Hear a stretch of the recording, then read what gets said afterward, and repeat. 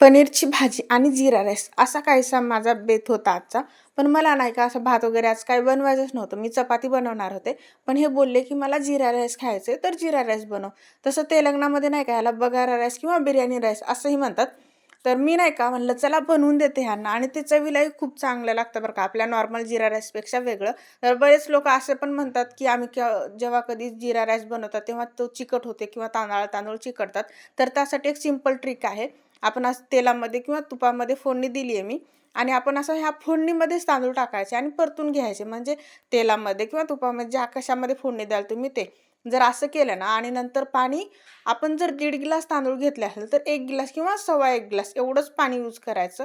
त्यामुळं तांदूळ मोकळे होतात. आपण कसं करतो नॉर्मल तांदूळ ठेवण्यासाठी 1.5 ग्लास तांदूळ असेल ना, तर 1.5 ग्लास किंवा पावणे 2 ग्लास पाणी ठेवताना तर ते तांदूळ पूर्ण शिजतात आणि चिकटतात किंवा मोकळे होत नाहीत. जर आपल्याला मोकळा भात बनवायचा असेल, तर पाणी थोडंसं कमीच टाकायचं आणि त्याला वर काहीतरी झाकण वगैरे ठेवून द्यायचं आणि एवढा छान लागतो ना तो भात. तुम्ही एक वेळेस